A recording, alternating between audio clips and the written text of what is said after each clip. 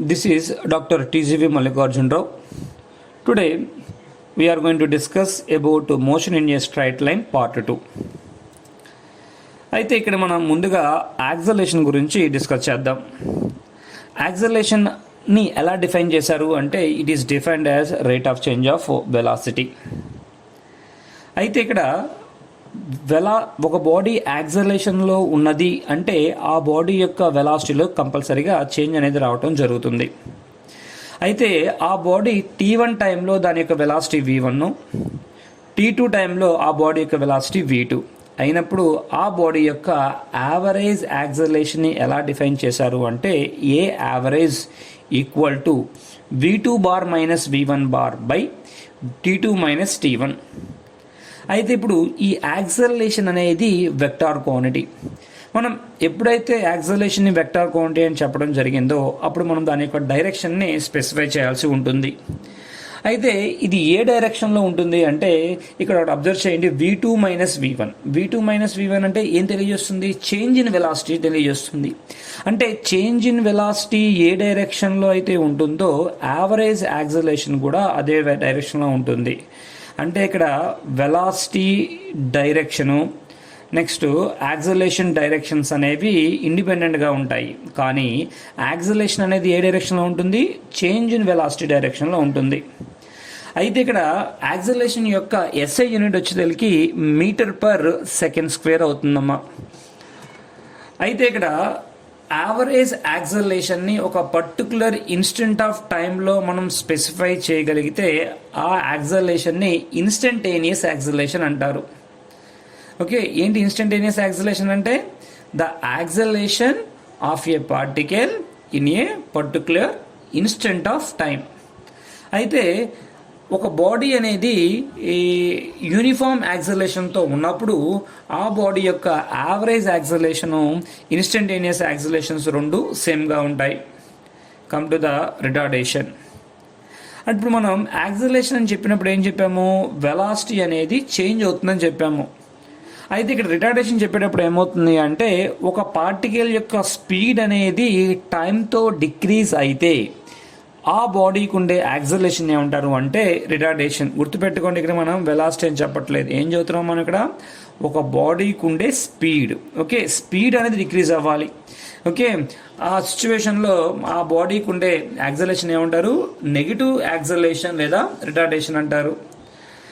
అయితే మనం ఇక్కడ యూనిఫామ్ యాక్సలరేషన్ మోషన్లో ఉన్న ఒక బాడీ యొక్క బిహేవియర్ని మనం ఎలా డిస్క్రైబ్ చేస్తాము అంటే by using motion parameters like acceleration, velocity, displacement ఈ పారామీటర్స్తో స్పెసిఫై చేయడం జరుగుతుంది. అయితే వీటిని క్యాలిక్యులేట్ చేయడానికి కొన్ని కైనమాటిక్ రిలేషన్స్ అనేవి ఇంట్రడ్యూస్ చేయడం జరుగుతుందమ్మా. అయితే ఈ కైనమాటిక్ రిలేషన్స్ అని ఇప్పుడు మనం ఏదైతే డిరైవ్ చేయబోతున్నామో ఆ కైనమాటిక్ రిలేషన్స్కి కొన్ని కన్స్టెంట్స్ అనేవి ఉన్నాయి. ఏంటి అంటే దేనికి అప్లికబుల్ అవుతాయి అంటే అవి యాక్సలరేషన్ కాన్స్టెంట్గా ఉన్నప్పుడు మాత్రమే ఈ రిలేషన్స్ని మనం అప్లై చేయడం జరుగుతుంది. అయితే first of all we will go with first equation. ఏంటి ఫస్ట్ ఈక్వేషను?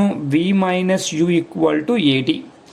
ఇక్కడ V దేన్ని తెలియజేస్తుంది అంటే ఫైనల్ వెలాసిటీ, U దేన్ని తెలియజేస్తుంది అంటే initial velocity, A acceleration, T అనేది టైం ఇంటర్వెల్. అయితే దీన్ని ఎలా డెరైవ్ చేద్దాము అంటే according to the definition of acceleration. Acceleration definition ఎలా చెప్పాము ఇక్కడ? dV/dt. అయితే ఈ dtని పంపించినప్పుడు ఏమవుతుంది? dV equal to A into dt. అంటే ఇక్కడ dV అంటే ఇక్కడ change in velocity with respect to the time. అంటే dt టైంలో ఆ బాడీ యొక్క వెలాసిటీలో ఎంత చేంజ్ వస్తుంది. అయితే మనకు టోటల్ చేంజ్ కావాలనుకోమ్మా ఏం చేస్తాం? ఇక్కడ ఇంటిగ్రేషన్ చేస్తాం. ఎక్కడి నుంచి ఎక్కడికి? ఇనిషియల్ అంటే starting time to ending time. అయితే స్టార్టింగ్ టైంలో ఉన్న వెలాసిటీని యూగా తీసుకున్నాము. ఎండింగ్ టైంలో అంటే T టైంలో ఆ బాడీ యొక్క వెలాసిటీని Vగా తీసుకోవడం జరిగింది. అయితే ఇంటిగ్రేట్ చేయడం ద్వారా అంటే ఇనిషియల్ కండిషన్స్ని ఫైనల్ కండిషన్స్ని బేస్ చేసుకుని ఇంటిగ్రేషన్ చేయడం ద్వారా you will get this relation, ఈ రిలేషన్స్ రావడం జరుగుతుంది. అయితే ఇక్కడ మీరు గుర్తుపెట్టుకోవాల్సింది ఏంటి అంటే ఇంటిగ్రేషన్ ఫార్ములాస్.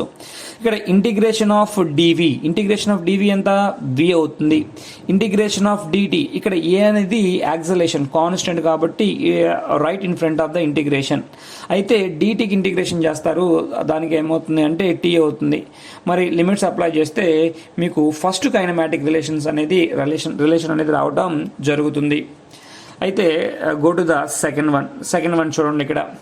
అయితే సెకండ్ రిలేషన్ ఏంటి ఇక్కడ s equal to u t plus half a t square. అయితే దీన్ని ఎలా డిరైవ్ చేస్తారు అంటే వెలాసిటీ యొక్క డెఫినేషన్ బేస్ చేసుకొని డిరైవ్ చేయడం జరుగుతుంది. V equal to DS by DT. ఇక్కడ ఈ డిటిని పంపిస్తే ఏమవుతుంది DS equal to V into DT. అయితే ఇక్కడ వి అంటే ఇక్కడ final velocity according to the kinematic relation. First kinematic relation ప్రకారం ఇక్కడ V minus U equal to AT. ఆ యూనిట్ పంపిస్తే ఏమవుతుంది ఇక్కడ V equal to U plus AT. దీన్ని ఇన్స్టెడ్ ఆఫ్ వి మనం సబ్స్టిట్యూట్ చేసాము ఇక్కడ. అయితే ఇక్కడ స్టార్టింగ్ టు ఎండింగ్ అంటే టీ ఈక్వల్ టు 0 టైంలో పార్టికల్ ఉన్న పొజిషన్ని 0గా తీసుకున్నాము. టీ ఈక్వల్ టు టీ టైంలో పార్టికల్ యొక్క డిస్ప్లేస్మెంట్ ఎస్గా తీసుకోవడం జరిగింది. అయితే ఇక్కడ లిమిట్స్ అంటే ఈ ఈక్వేషన్కి మనం ఇంటిగ్రేషన్ అప్లై చేస్తాం. దేనికి to get the total change అంటే టోటల్ డిస్ప్లేస్మెంట్ కోసం మనం ఇంటిగ్రేషన్ చేస్తున్నాము. ఇంటిగ్రేషన్ ఆఫ్ డిఎస్ అంటే ఏంటమ్మా ఎస్ కాబట్టి 0 టు ఎస్. అదేవిధంగా ఏమవుతుందంటే దీనికి మనం ఇంటిగ్రేషన్స్ అప్లై చేస్తే మనకి ఏమవుతుందంటే ఈ కైనమాటిక్ రిలేషన్ అనేది రావడం జరుగుతుంది. ఒకసారి ఈ కైనమాటిక్ రిలేషన్ని మీరు అబ్జర్వ్ చేయండి. నెక్స్ట్ థర్డ్ ఈక్వేషన్ ఏంటి ఇక్కడ V square minus you square equal to 2as. అయితే ఇక్కడ దీన్ని మనం ఎలా డెరైవ్ చేద్దాము అంటే A equal to DV by DT. చూడండి దీని ప్రకారం ఏంటి అంటే ఇక్కడ న్యూమరేటర్ని డినామినేటర్ని డిఎక్స్తో మల్టిప్లై చేయడం ద్వారా మనకి ఈ డెఫినేషన్లో ఎటువంటి చేంజ్ రాదు. అయితే ఇక్కడ డిఎక్స్ బై డిటి అంటే rate of change of displacement, that is nothing but velocity. అయితే ఈ డిఎక్స్ని ఇటు పంపించాం, అప్పుడు ఏమవుతుంది ఇక్కడ V into DV equal to A into DX. అయితే మనం ఇక్కడ ఒకటి అబ్జర్వ్ చేయాలమ్మా, లిమిట్స్ అంటే ఓవర్ ఇనిషియల్ అండ్ ఫైనల్ కండిషన్స్తో మనం ఇంటిగ్రేషన్ చేస్తున్నాం. అంటే ఎస్ ఈక్వల్ టు 0 అంటే ఎస్ ఈక్వల్ టు 0 దగ్గర ఆ పార్టికల్ యొక్క వెలాసిటీ యూగా ఉంది. అంటే ఎస్ పొజిషన్ దగ్గర ఆ పార్టికల్ యొక్క వెలాసిటీ విగా ఉంది. అయితే దాన్ని బేస్ చేసుకుని మనం ఇంటిగ్రేషన్ చేద్దాం. అంటే ఇంటిగ్రేషన్ ఆఫ్ వి ఇంటూ డివి ఏమవుతుంది ఇక్కడ వి స్క్వేర్ బై 2 అవుతుంది. అదేవిధంగా ఏ అనేది కాన్స్టెంట్ కాబట్టి right in front of the integration of d x అంటే ఏమవుతుంది ఎక్స్ అవుతుంది 0 టు ఎస్. లిమిట్స్ అప్లై చేయడం ద్వారా మనకి ఈ kinematic relation v square minus you square equal to 2as అనేది రావడం జరుగుతుంది. ఒకసారి అబ్జర్వ్ చేయండి. అయితే ఇక్కడ ఇది డెరైవ్డ్ కైనమాటిక్ రిలేషన్ అమ్మా. అంటే nth సెకండ్లో పార్టికల్ యొక్క డిస్ప్లేస్మెంట్ని మనం క్యాలిక్యులేట్ చేయడానికి ఇది ఉపయోగపడుతుంది. అయితే ఫర్ ఎగ్జాంపుల్ ఈ nth సెకండ్లో పార్టికల్ ట్రావెల్ చేసిన డిస్టెన్స్ n సెకండ్స్కి పార్టికల్ ట్రావెల్ చేసిన డిస్టెన్స్ SN అనుకోండి. n-1 సెకండ్స్లో పార్టికల్ ట్రావెల్ చేసిన డిస్టెన్స్ n-1 అయినప్పుడు మనకి సెకండ్ కైనమాటిక్ రిలేషన్ బేస్ చేసుకుని మనం వేస్తాం ఇక్కడ s equal to u t plus half a t square. ఇక్కడ n సెకండ్స్ కాబట్టి టీ ప్లస్లో మనం n రాయడం జరిగింది. అప్పుడు ఏమవుతుంది SN is equal to UN plus half AN square. అదేవిధంగా SN-1 అప్పుడు ఏమవుతుంది ఇక్కడ UN-1 plus half A into N-1 square. అయితే మనకి nth సెకండ్లో ట్రావెల్ చేసిన డిస్టెన్స్ కావాలి కాబట్టి మనం ఏం చేస్తాము అంటే దీంట్లో అంటే ఈ ఈక్వేషన్లోంచి ఈ ఈక్వేషన్ సపరేట్ చేస్తే మనకి nth సెకండ్లో ట్రావెల్ చేసిన డిస్టెన్స్ వస్తుంది.